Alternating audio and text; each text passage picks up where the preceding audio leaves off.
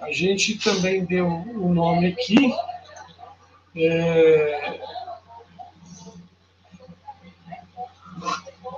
Está perguntando se as lives são gravadas.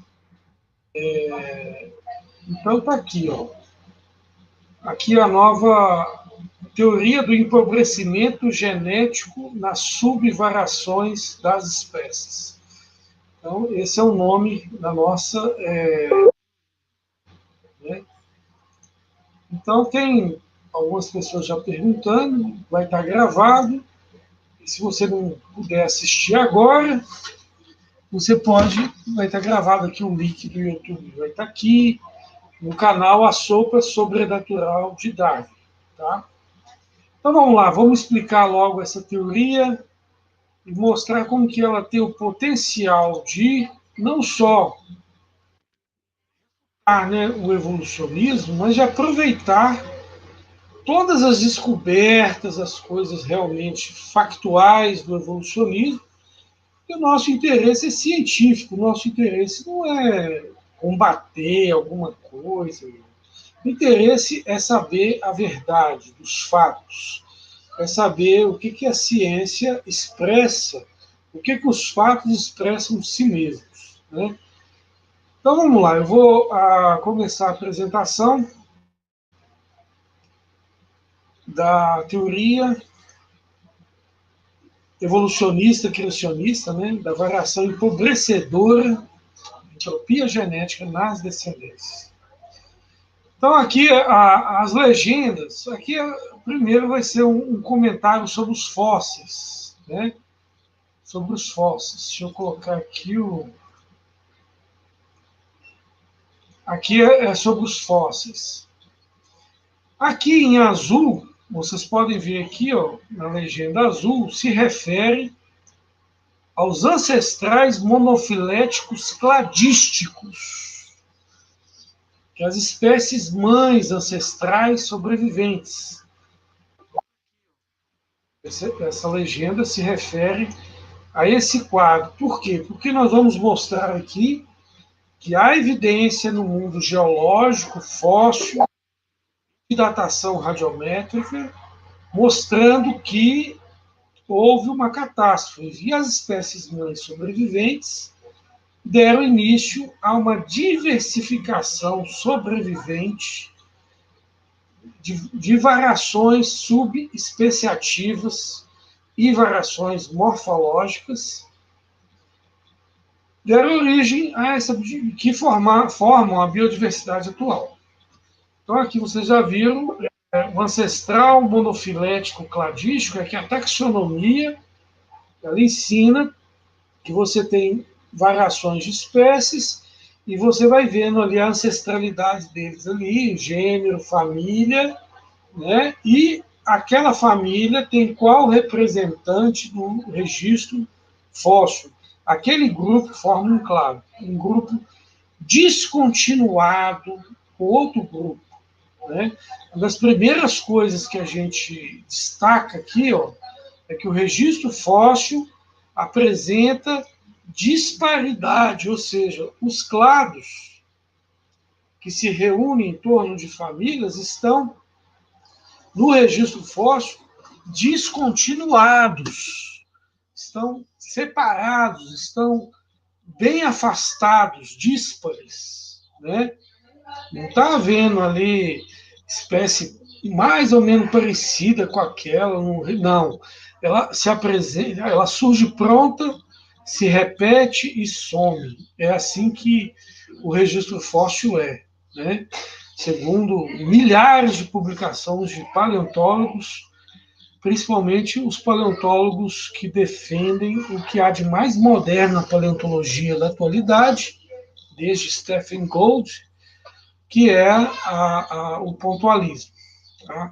Qualquer dia eu faço um vídeo só sobre o pontualismo. Bom, e a disparidade está bem significando que não tem relações de parentesco lá no registro fóssil. Tá? Beleza? Um outro ponto aqui do registro fóssil é que os arquétipos básicos ancestrais surgem prontos. Eles surgem complexos já prontos, ou seja, não vem um animal lá faltando um fígado, faltando um rim, faltando uma parte essencial dele no registro fóssil. Ele já vem com aquele arquétipo, aquele modelo, aquele esquema, aquele padrão corporal pronto. Né? Inclusive, eu mandei um e-mail para o Patrick Kurt Wise, dos Estados Unidos. Ele fez o doutorado em paleontologia em 1989. Defendeu uma tese lá sobre a estatística taxonômica dos fósseis, né? Uma tese de 1.200. E ele estava sendo orientado por Stephen Jay Gould, que é considerado o maior paleontólogo da atualidade.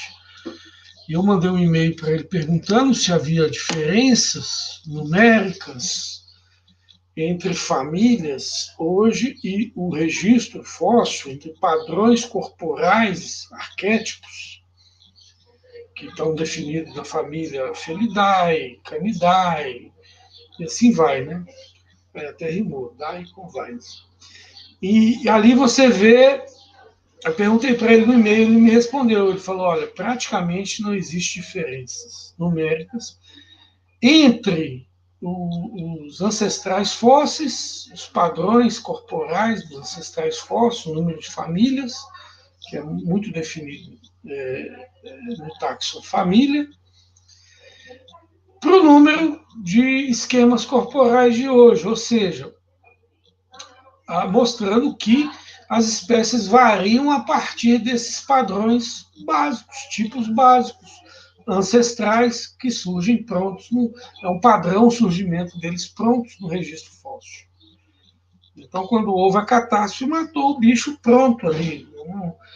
E se você olhar pelo criacionismo, não houve uma catástrofe, né, que demorou bastante. Agora, no modelo evolucionista, houveram várias catástrofes. Então, pelo menos em alguma catástrofe ia ter fossilizado, fotografado um animal lá que estava intermediando, né, o início do funcionamento do fígado, do rim, sei lá, de qualquer órgão, sistema complexo, essencial para o animal viver. Mas não tem também. Então, quer dizer, será que as catástrofes erraram o alvo? Só acertaram o bicho repetido? Né? E a gente vai falar aí que a repetição de mesma morfologia nos fósseis indica sepultamento de população. Né? Mas aí o que acontece? Eles não encontram. Por quê? Porque o animal, para sobreviver, ele precisa estar completo. Se estiver faltando muita coisa essencial, ele simplesmente não sobrevive, ele não está saudável. Ele já nasceu para morrer logo. E não para deixar descendente, muito menos virar fóssil. Né? Porque, entende? Para virar fóssil, o bicho ainda tem que estar vivo, para ser sepultado vivo. Então é padrão no surgimento fóssil. Agora, os fósseis se repetem morfologicamente. Aqui, ó, indicando catástrofe, porque aí se você pega várias populações, é que você vai ter várias repetições morfológicas. Isso é claro, é muito claro. Né, muito claro. Então, a gente tem que simplesmente aceitar esse fato. Principalmente populações marinhas, que representam 95% dos fósseis. Por quê, meus amigos? Porque num planeta, que está o planeta Terra, né? Aí a água invade tudo quanto é coisa aqui, o mar vai para cá, o mar vai para lá, o que vai formar? Vai formar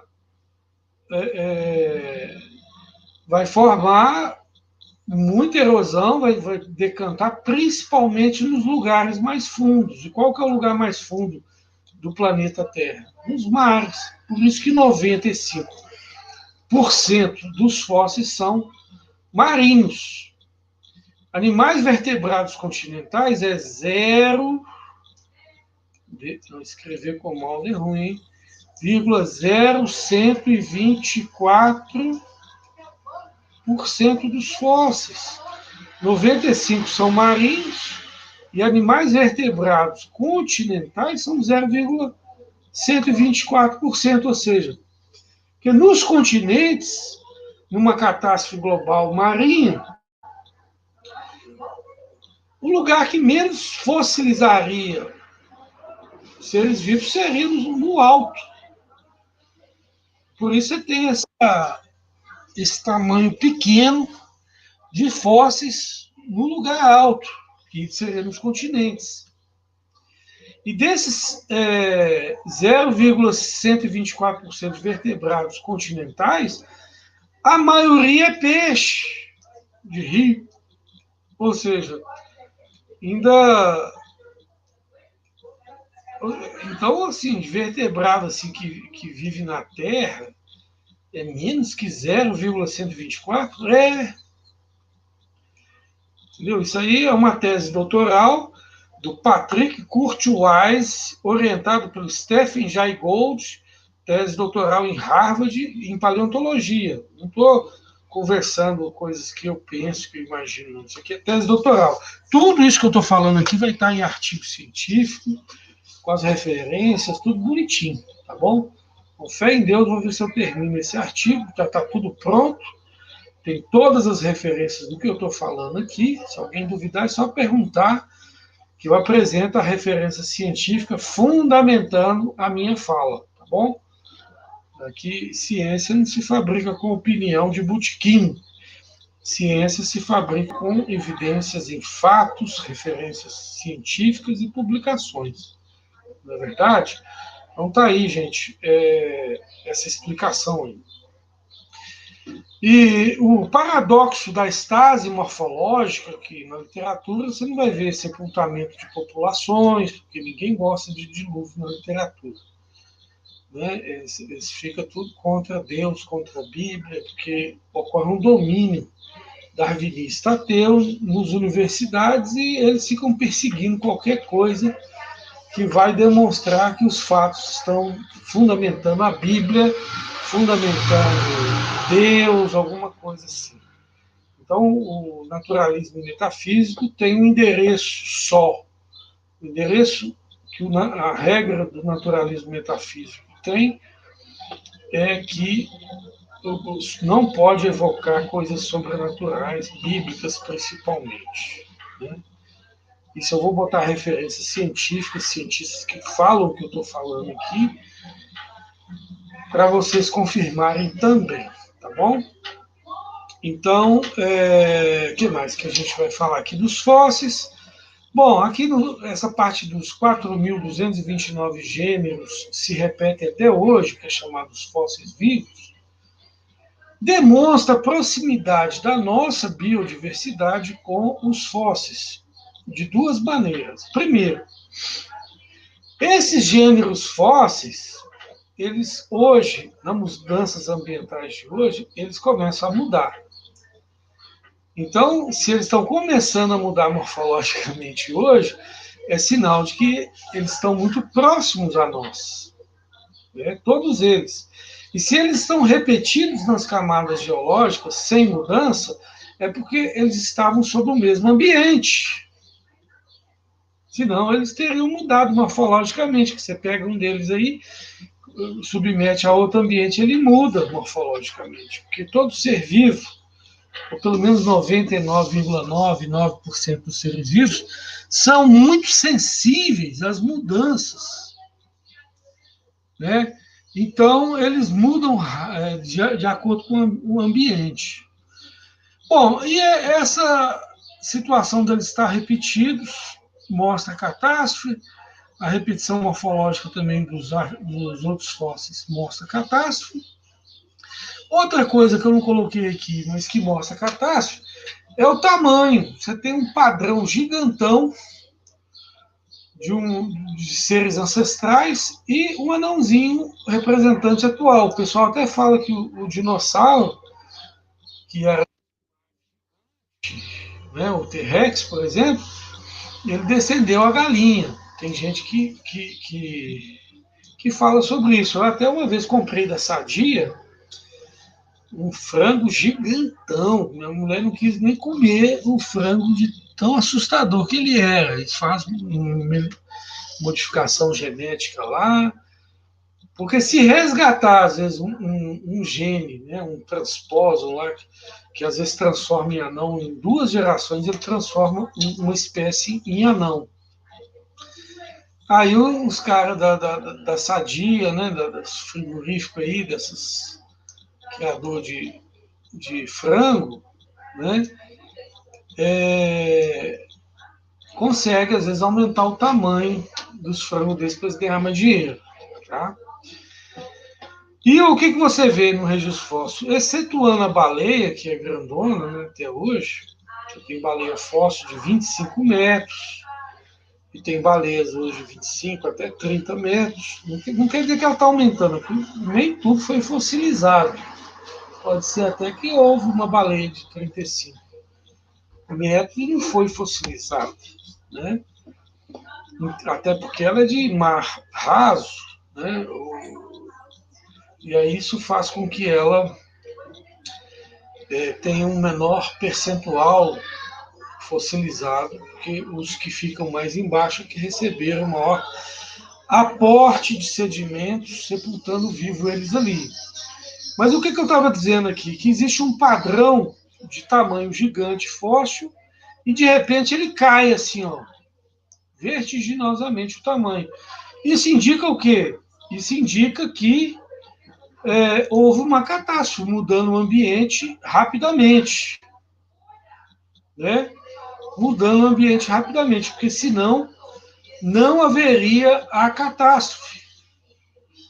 Né? Então, é necessário eu ter uma catástrofe para haver essa queda acentuada de tamanho padrão fóssil para o padrão anão de hoje. Vou colocar H aqui hoje, tá certo? Então, tudo isso indica catástrofe, e tem aspectos que eu vou falar aqui, ó, que é a questão de que esse acontecimento, essas catástrofes, foi muito recente. Então, tem no meu trabalho, a gente enumerou 73 aspectos e perspectivas datacionais que mostram que a vida na Terra é recente. Né? Eu vou apresentar só uns aqui, senão o vídeo vai ficar gigante. Né? Eu vou apresentar uma facinha. Né? Vocês já ouviram falar naquela expressão água mole, em pedra dura, tanto bate até que fura? Né? Que o índio chama esse fato, né, geológico da água bater na pedra e furar a pedra, o índio chama isso de Itararé. Eu não consigo falar o R direito, fica falando errado, Itararé. Mas vocês estão entendendo, né? Então, Itararé. O Itararé é uma maneira de mostrar que os acidentes que ocorreu na Terra foi recente, tem poucos milhares de anos. Né? Meu Deus, para escrever com mouse é difícil, hein? Itararé, que eu não sei falar Itararé, então eu resolvi escrever, tá? Por que o Itararé, que é uma expressão indígena, tupi, se não me engano, reflete que o acidente, o dilúvio global, a catástrofe global, que repetiu formas, né, foi recente. Porque senão, os lugares que a água bate mais forte estaria todo desgastado se tivesse milhões de anos. Mas não. Você pega cachoeiras aí, ó. Vou desenhar uma cachoeira aqui. Deixa eu apagar esse aqui que está virando bagunça. Né? Apaguei. Então, vamos supor que uma cachoeira, tá? Opa. Isso aqui. Vamos supor que uma cachoeira, tá? Aqui, ó. A cachoeira está caindo aqui. Aqui tem uma pedra. Ora, se tivesse milhões de anos, essa pedra estaria assim, ó. Que água mole em pedra dura, tanto bate até que fura. Tá certo? Agora não, a pedra está retinha. Isso revela que a catástrofe que originou essa pedra, e trilhões de pedras na mesma situação que essa de baixo, cachoeira, nas encostas, etc., que gerou essas trilhões de pedras ainda, ela foi recente. Simples assim. Né? É muito fácil de perceber isso. Senão, a cachoeira já teria desgastado essa pedra aqui, ó.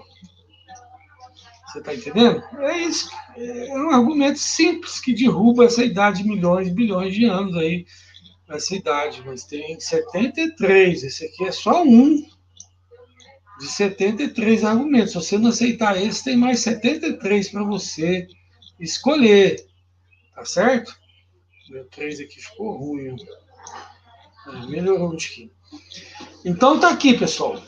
Outro detalhe é que você encontra muita pedra angular, com ângulos, né, pontiaguda. O que esses pontiagudos mostram para a gente? Que o que quebrou elas, e são trilhões, 4 trilhões, 15 trilhões delas, aconteceu recentemente. Por quê? Porque senão essas pontas já estariam mais arredondadas. Já estaria assim, ó, mais ou menos assim, ó, pelo menos. Opa, deu uma pontinha ali sem querer. Você entendeu, né? Já estariam mais arredondadas, mas porque com o passar do tempo, chuva, intempéries, as arestas das rochas tendem a desaparecer. Então, se eu tenho ainda muitas trilhões, 4 trilhões de pedras, ainda tem as arredondadas, porque dependendo do terreno úmido, se arredonda uma rocha rapidinho, tá? Rapidinho. Se arredonda ela, deixa ela lá no terreno úmido, ela fica toda redondinha, porque o terreno úmido vai corroendo ela, dependendo do terreno. Mas se você tem ainda 4 trilhões, 15 trilhões de pontudas, é porque essas pontudas que não se arredondaram são recentes. Tá? Então, é mais uma evidência de terra jovem, de acidente jovem, né? Porque a Bíblia vai falar que houve não só a Bíblia, tá, pessoal? Tem mais de 273 fontes arqueológicas que falam de um dilúvio global, de uma catástrofe global na Terra. Não é só a Bíblia é só um dos fundamentos arqueológicos. O pessoal fala que o cristianismo se fundamenta na Bíblia, etc. Mentira!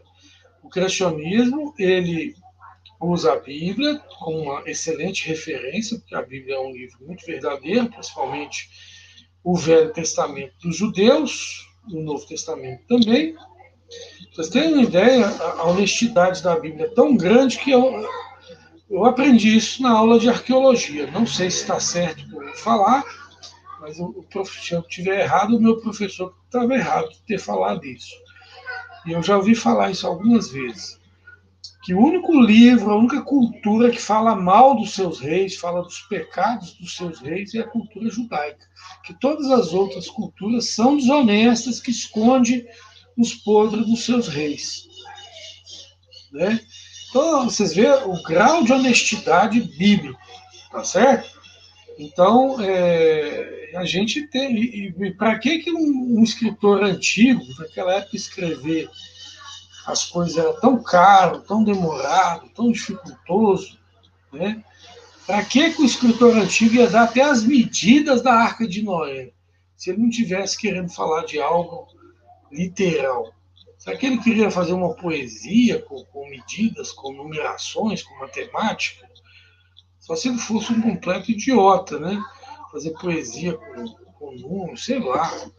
Então, assim, o pessoal de hoje acha que tudo que está escrito ali é mentira, porque no meio ali tem algumas coisas sobrenaturais inacreditáveis. Essas pessoas que falam que é mentira é porque elas nunca vivenciaram coisas sobrenaturais na vida delas. Aí elas acham que tudo que alguém fala que é sobrenatural é mentira, porque elas não têm uma referência na vida delas do sobrenatural acontecendo. O pastor Bouillon, eu gosto muito dele, Ele até fala que, em geral, o ateu é rico, não precisa de nada. Deve ter ateu pobre também, coitado, não sei. Mas e que o pobre, ele precisa mais de Deus, é mais humilde, né? Não tem onde recorrer mais. E às vezes o pobre tem mais acesso às coisas sobrenaturais. E aí, quando alguém fala de algo sobrenatural para um pobre, ele já está conhecendo o assunto. Não vai falar isso para um rico que sempre esteve dependendo só do dinheiro dele e às vezes nunca teve desesperado a ponto de pedir uma intervenção divina. Aí o cara rico, que costuma ser ateu também, porque fica todo poderoso, todo arrogante, todo autossuficiente, né? Aí ele vai falar, não, isso não existe. Se eu parar aqui para contar o tanto de milagre que já aconteceu na minha vida, todo mundo vai me chamar de mentiroso. Né? Mas aconteceu, inclusive dentro de assuntos científicos, como eu já contei em vídeos passados, onde o próprio Deus mandou ganhar um debate em genética quando eu não sabia nem o que era genética. Eu já contei isso em 2 vídeos aí, não vou repetir. Se alguém quiser, eu boto o vídeo que eu explico só isso, tá? Bom, vamos lá. Aí outro aspecto aqui da datação é a questão do decaimento radioativo. Né? A tecnologia da fusão nuclear, tá? Da fusão nuclear, ela demonstrou que o núcleo tirou a saia do núcleo, porque o povo achava que o núcleo era quase que inviolável, né? E as tokamaks de fusão nuclear, né? Vou escrever tokamak aqui, que é mais fácil de você pesquisar depois. Tokamaks. Essas máquinas de fusão, tokamaks, de fusão nuclear, elas demonstram que conjugando plasma e temperatura, você consegue acelerar os elétrons a tal ponto de eles arrancarem nuclear. Elas conseguem arrancar. Nossa, a maleta fica feia demais com o mouse. Eu tenho que arranjar uma caneta. Fusão nuclear, as tokamaks, faltou o K aqui. K e depois o S. As tokamaks mostraram que o núcleo desceu a saia do núcleo. Ele é violável. Né?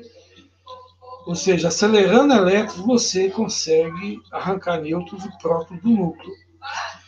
Ora, quando você vê os retratos geológicos da Terra, extremamente catastróficos, né? Montanhas gigantes, Himalaia, Andes.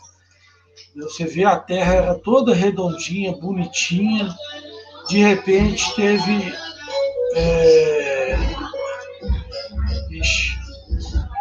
a Terra era toda bonitinha, de repente fendeu a crosta da Terra, está toda rachada, né? Aqui a fenda mesoceânica, né? A placa europeia, asiática, está tudo rachado aqui na Terra.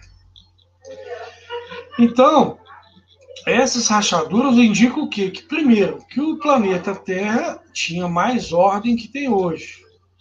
Por isso que você vai ver o fóssil gigantão, coisas muito gigantes, né? Que abrigava melhor a vida. Porque o animal, quando ele vai ficando menor, ele precisa de menos alimento, menor condições para poder sobreviver, ele consegue sobreviver em qualquer cantinho. Agora, quando o animal é grandão, ele precisa de muito alimento, muitas condições ambientais. Então, o planeta Terra estava em ordem. Outra coisa interessante é que se a crosta da Terra rachou, houve questões elétricas envolvidas. Então, se você tem catástrofes muito gigantes aqui acontecendo na Terra, e o Dr. Naor Souza ele mostra isso nos trabalhos dele, ele mostra, por exemplo, que o rio Colômbia está em cima de um derrame basáltico, vulcânico, ígneo, né? De um pacote único lá de 500 quilômetros. Né? Aí tem o DECA, tem a Formação Paraná, que vai de Minas Gerais até lá no Uruguai, de derrame basáltico.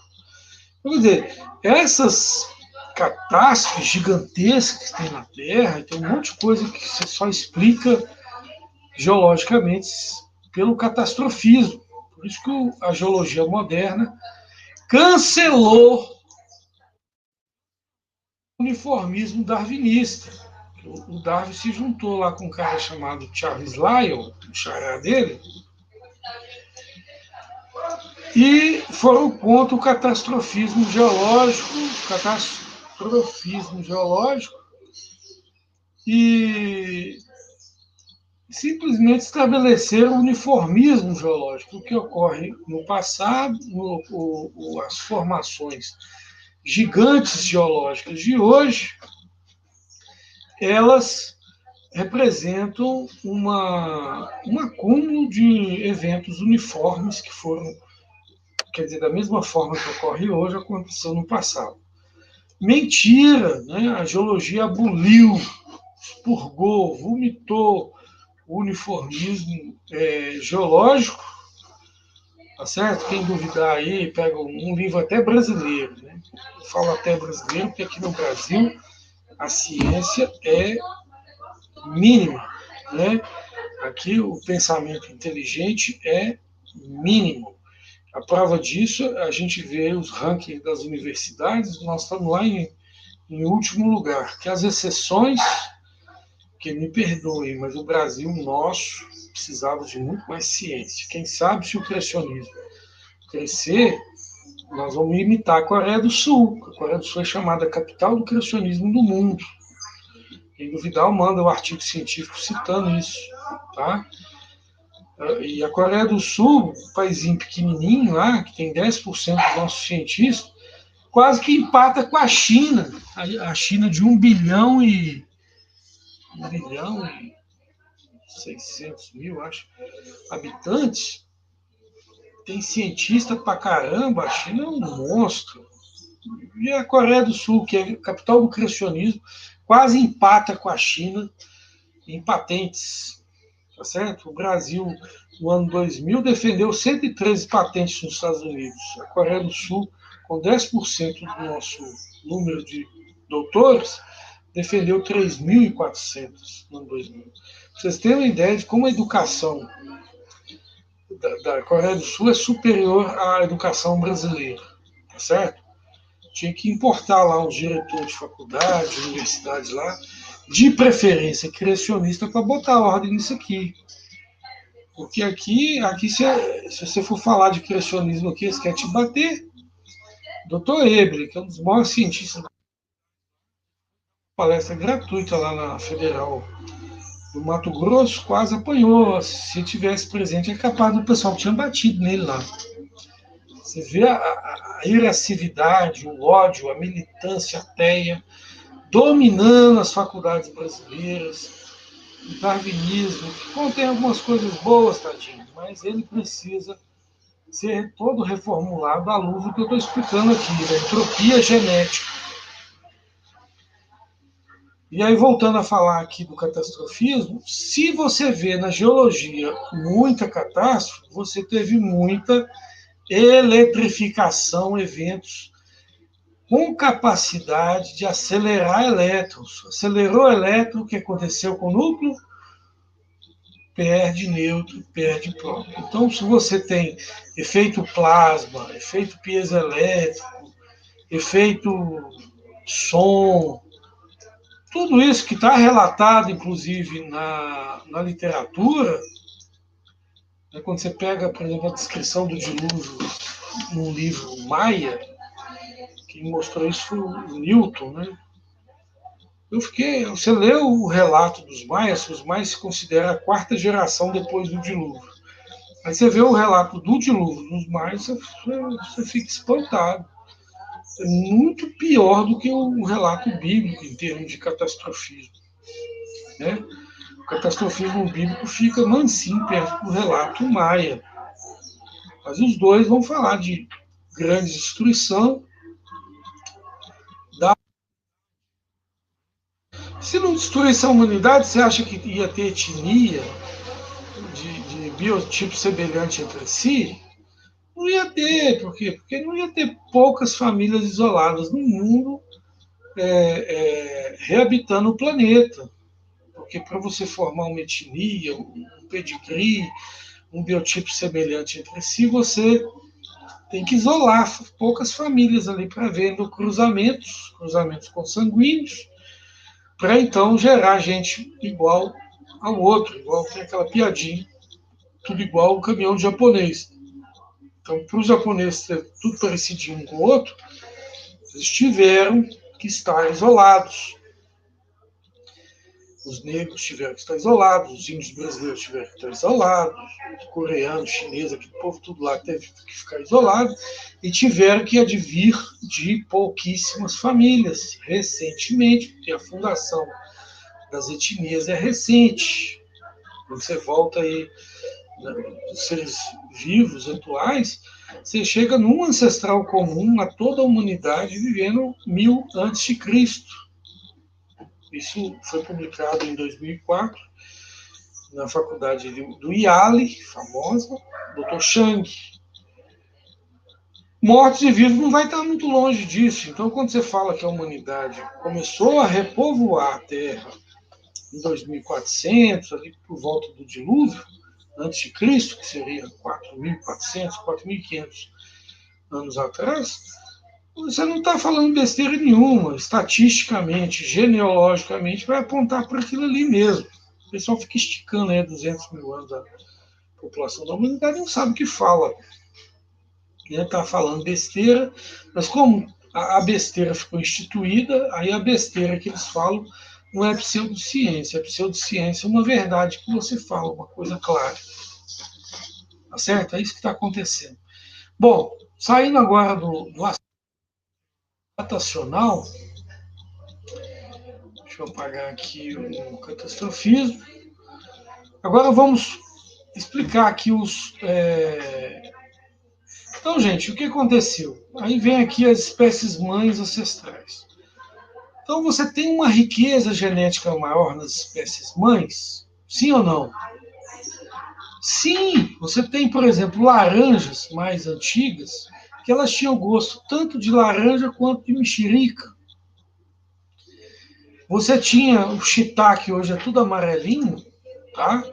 O shiitake, ele era azulzinho e amarelinho, cinzentado, mas os caçadores ficavam caçando ele, eliminou aquela característica acinzentada e passou a ter só a característica amarelinha do shiitake, está em extinção. Né? E às vezes, as mariposas, né? Tem aquela piada aí que aconteceu na comunidade criacionismo versus evolucionismo. O Alexander falou assim, e as mariposas se formaram as mariposas. Zoando, né? E o Marcos Ariel falou assim, pior, tinha preta e tinha branca, agora só tem mariposa,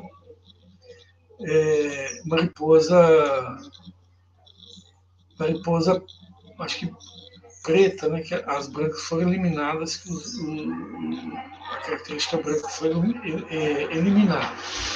Então, perdeu a biodiversidade. Então, até o caso das mariposas, que o Davi fica citando, perde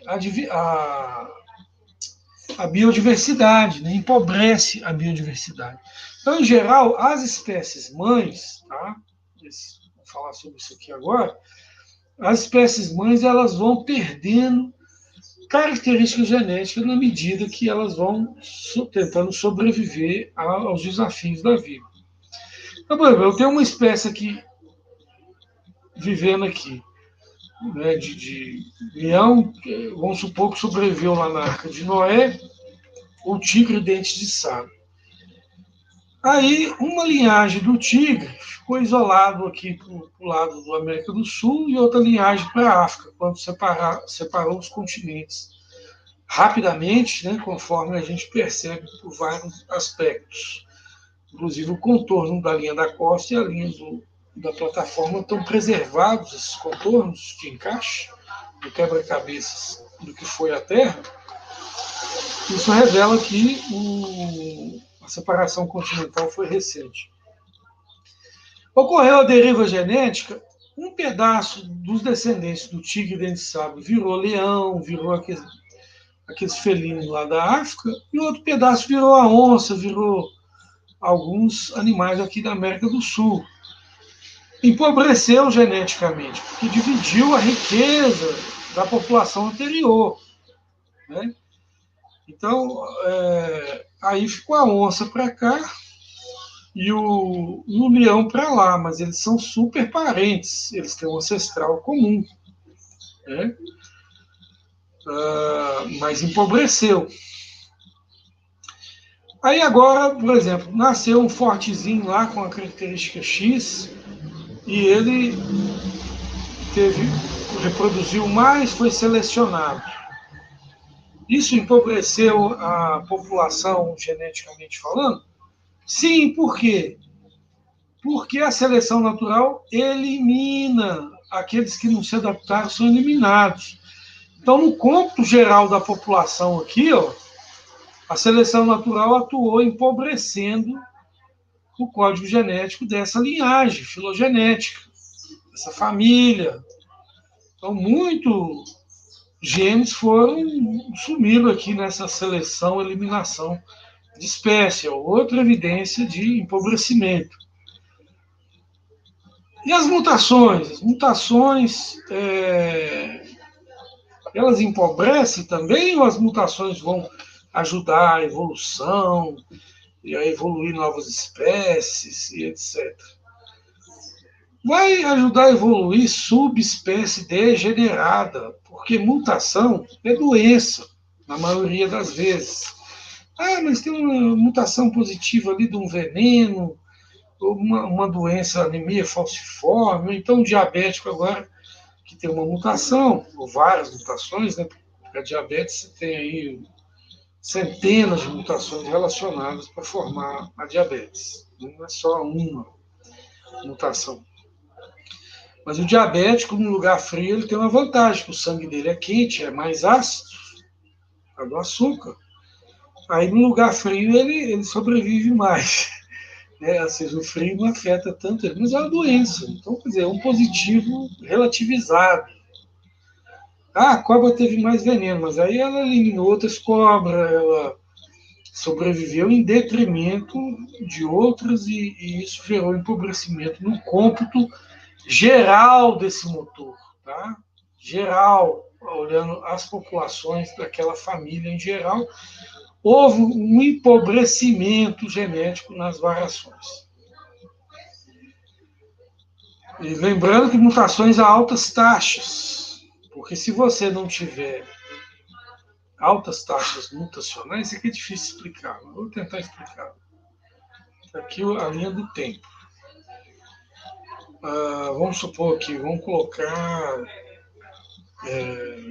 3.000 anos atrás aqui, ó. 3.000. E aqui, no ano 2020, estamos aqui hoje, né? Vou colocar a letra H.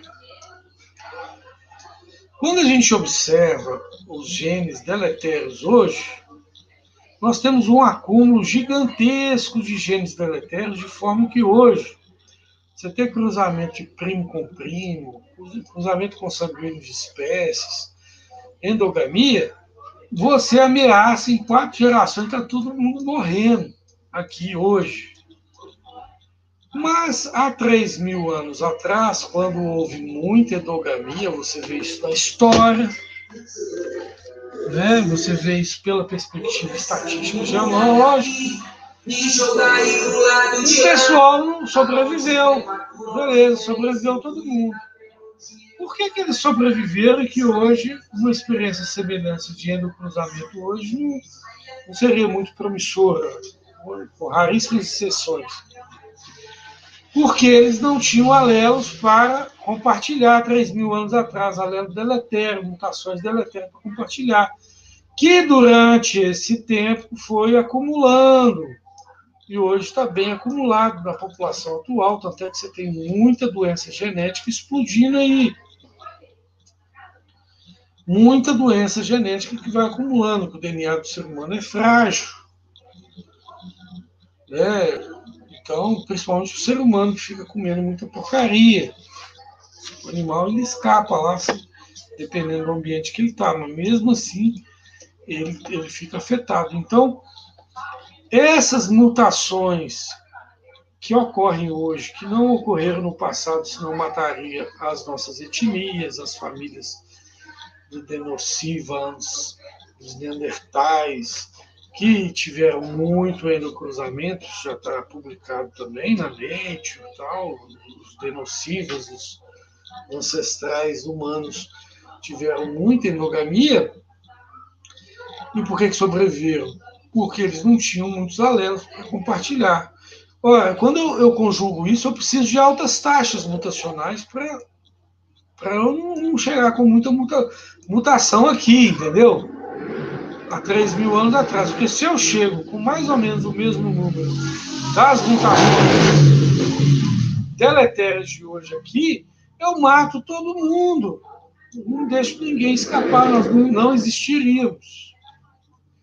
Agora, porque é isso que eles fazem, eles querem dizer que 200.000 anos aqui surgiu o ser humano e que as mutações que tem acumulada hoje no painel genético humano são quase as mesmas de 3.000 anos atrás. Eu ia matar todo mundo há 3.000 anos atrás, 4.000 anos atrás, sendo que nós temos um ancestral comum há 3.000 anos atrás, os humanos. Então não posso ter, porque aí eu falaria de uma taxa sim. Aí, ou seja, 3.000 anos estaria quase igual hoje, ao acúmulo aqui. Eu matava todo mundo há 3.000 anos atrás. Então, isso aqui é uma data, 200.000 anos para a origem da humanidade. É uma data mentirosa, safada, sem vergonha. Só está se sustentando aí por causa de darwinismo, de patrulha darwinista que controla revista científica, departamento, mas não tem lógica nenhuma. E nós tivemos uma alta taxa, a ponto de há 3.000 anos atrás a gente conseguir ter sobrevivente. Senão não tinha, pessoal. Não tinha sobrevivente. Espero que eu me fiz um pouco entendido aqui. Tá?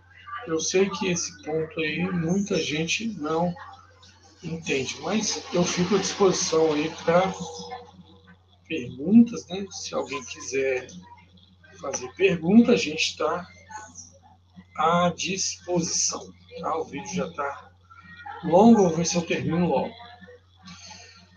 Bom, e agora nós temos um ponto aqui interessante, que eu já comentei no outro vídeo dessa mesma série, mas eu vou comentar aqui porque foi uma inspiração, uma revelação muito interessante. Eu falo que além das mutações, né, além da deriva genética, além da...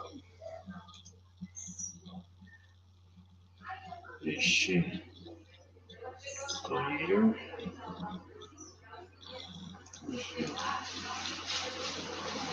Tá difícil agora aqui, né? Paga. Tá difícil.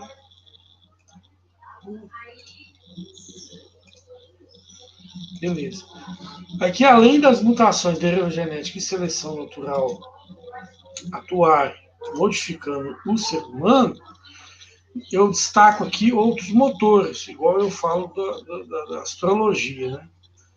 Porque muita gente, por exemplo, que nasce em setembro, eles costumam ter características semelhantes uns aos outros. Já percebeu isso? Nasce em maio, tal, os signos, né? Então, o pessoal vai falar que eu estou defendendo a astrologia. Os ateus não vão me perdoar. Mas tudo bem, eu faço isso até para eles começarem a divulgar meu vídeo. Aí para ver se o pessoal me ouve.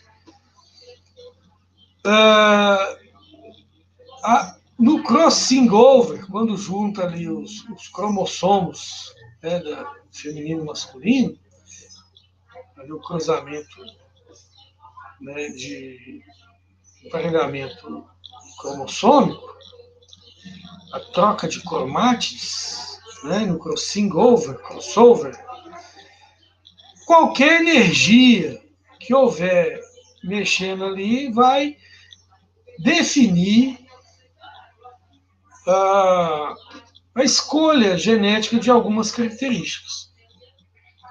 Então, se eu tenho uma energia da Lua, um geomagnetismo X, e todo mundo que estiver dentro daquela energia que for gerado, né, o crossing over da sua geração, ocorreu sobre essa mesma energia, logicamente que o crossing over vai ter muita coisa em comum com o outro que teve a mesma circunstância. E por isso vai haver uma certa semelhança de pessoas que nasceram em maio, em setembro, sobre as mesmas condições físico geomagnéticas que o outro.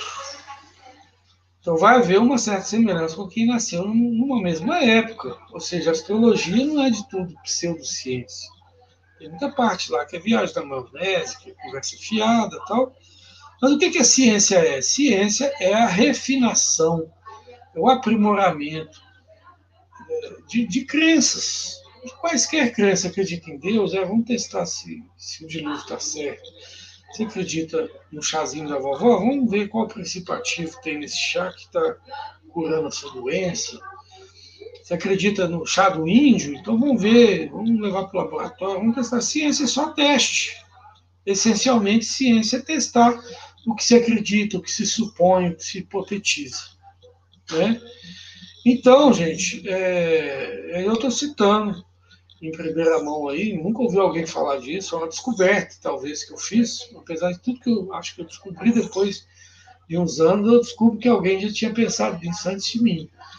Mas não sei se alguém já pensou isso antes de mim, nunca ouvi alguém falar. Mas eu já falo isso já tem mais de 5 anos já que eu comento sobre essa descoberta de outros motores que podem estar envolvidos, que estão envolvidos na diversidade morfológica e até, quem sabe, subespeciativa, taxonômica, porque uma vez que você muda a morfologia de alguma coisa, o ser humano não dá tanto problema que o ser humano cruza louro com negro, numa boa, né? Mas entre os animais, quando um animal vê o outro muito diferente, ele se isola mais. Então, a subespeciação pode estar muito envolvida aí, muito relacionada a mudanças morfológicas, tá bom? Bom, falando nisso, o que acontece? Todas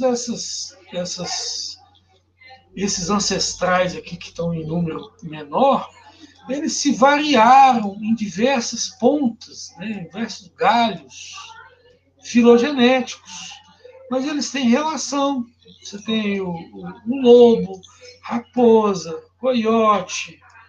Você vai ver que todos eles têm relação. E a ponta dos galhos não consegue mais modificar para se adaptar, elas, em geral, estão ameaçadas de extinção. Muita ponta de galho foi extinto ou estão ameaçados de extinção. Quando você tem poucas espécies de uma linhagem filogenética, eles começam a ficar iguaizinhos uns aos outros, cruza só entre eles, e daqui a pouco eles estão cheios de doenças, estão extintos, igual o chitá, considerado extinto. E teve muitos outros casos. Né?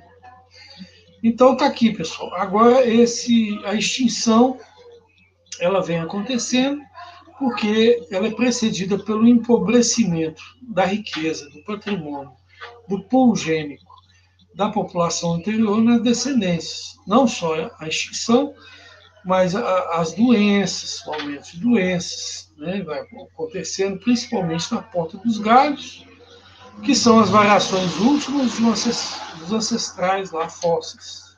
Né? Quem trabalhou muito com doença humana foi o Dr. Sanford, que é o pai da entropia genética, ele é dono de mais de 30 patentes em genética, ex-ateu, ex-evolucionista, um monstro da ciência, né?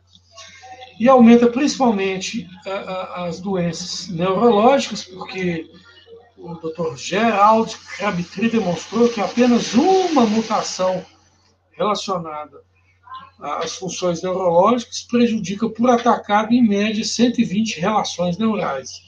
Então ele fala que a inteligência humana está decaindo vertiginosamente, por isso que a gente está ficando cada vez mais retardado, inclusive eu, né, mas não tão retardado a ponto de não enxergar o que eu estou enxergando aí.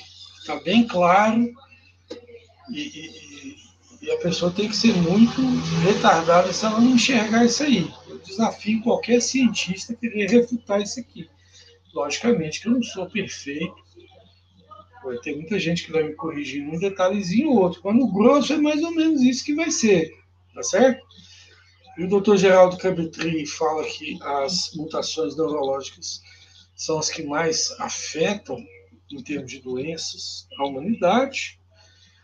E por isso a gente vê a explosão do autismo, né? Igual o Mion, que tem um filho autista, ele cita aí que houve um aumento nos últimos anos de 25%. Depressão, não precisa nem falar, né? A gente vive o século da depressão, que combina, inclusive, com o que Jesus falou, que no fim dos tempos haveria um tempo de angústia, qual nunca houve. Se aqueles dias não fossem abreviados, nenhuma carne se salvaria. Então nós estamos talvez perto do limite da entropia genética, do estragamento do código genético humano, porque a depressão está chegando, depressão é angústia, e aí prevê esse apocalipse de Daniel, de Jesus, falando um tempo de angústia qual nunca houve. Tá? Então eu apelo aí no outro trabalho que a gente está fazendo, que a gente precisa usar muitas plantas medicinais, principalmente plantas que ajudem neurologicamente as pessoas, porque os remédios neurológicos não vão dar conta, nem os remédios para diabetes vão dar conta sem a ajuda das plantas. Por quê? Porque, igual eu estava falando, o diabetes tem milhares, né, centenas de genes comprometidos para poder gerar vulnerabilidade à diabetes, a nefropatia diabética, que vai acometer 40% dos diabéticos.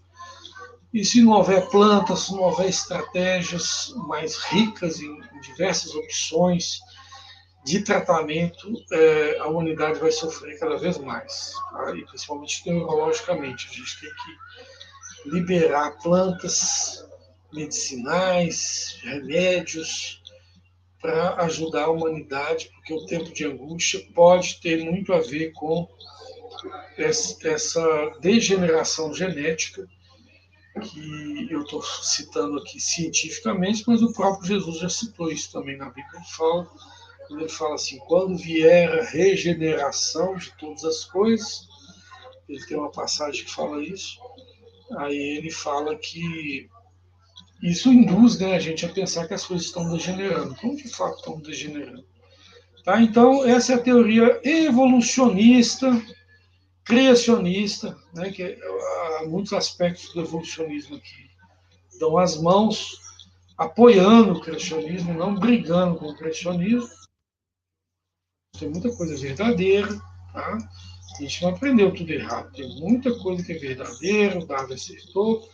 Só que só faltou isso, porque eles no início eles acreditavam na evolução positiva, né? Que as coisas iam melhorando. Depois veio o neutralismo, virou contingencial. Mas a verdade é, sempre as coisas estão degenerando, empobrecendo, porque a gente veio de um paraíso, um Gênesis, que a gente perdeu, né? Lost Paradise. E vamos ao Apocalipse, né? Ao caos. E a gente já está chegando nesse caos. Você vê pelas músicas, né? As músicas estão decaindo a qualidade, os relacionamentos estão decaindo a qualidade, a fidelidade do ser humano, o amor, as características de paciência também estão decaindo. Então, o ser humano está próximo ao fim. Estamos próximos ao fim o DNA não é muito forte, ele é frágil, a fita do DNA é bem frágilzinha, tanto é que tem um monte de mecanismo de reparação nela, né, que quando falha dá câncer. E a ciência, tadinha, descobre algumas coisinhas, mas não pode fazer muita coisa, que a gente está morrendo do mesmo jeito. Houve uma queda da nossa saúde, por mais que a tecnologia aumentou, a revista Lancet mostrou que houve uma queda de 11% da saúde do ser humano.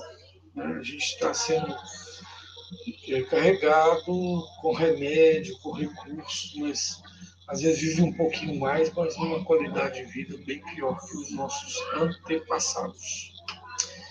Tá bom? E é isso aí, pessoal. Terminou a live. Qualquer pergunta, qualquer participação, eu estou à sua disposição ali na comunidade Criacionismo versus Evolucionismo, ou na comunidade, o canal A Sopa Primordial de Darwin, A Sopa Sobrenatural de Darwin, e a gente está tentando aí reformular esse paradigma científico que dominou durante 150 anos, mas agora a gente vê que ele está nos seus finalmente, né? Então eu espero você aqui nas próximas lives, espero que você curta essa live, assine o nosso canal, divulga e chama o cientista aqui para debater comigo, para ver se chama o biólogo Henrique aí, que ele fica desafiando o Weber, e eu fico desafiando ele. Então, o Weber não quer debater com ele, porque eu acho que o nível dele está mais para o meu do que para o Weber. Então, desafio aí o Cláudio, o biólogo Henrique, toda essa galera aí, evolucionista, darwinista, a refutar o que eu falei, tá bom? Fica à vontade, vou deixar aqui os comentários livres no YouTube, também na comunidade Criacionismo versus Evolucionismo. Vamos ver se vocês dão conta de debater esse assunto. Beleza? Fiquem com Deus, orem a Deus, não sejam enganados pelo ateísmo, tá? Busquem a Deus, que a gente já está no fim dos tempos. E a ciência verdadeira, ela apoia muito a Bíblia Sagrada e apoia muito o que Jesus falou. Deus abençoe vocês. Eu despeço, abençoando a vida de quem ouviu, com a paz do Senhor, que o Senhor te abençoe, te guarde, te ilumine e faça resplandecer o seu rosto sobre você e tenha misericórdia de você e de mim. Um grande abraço. Amém.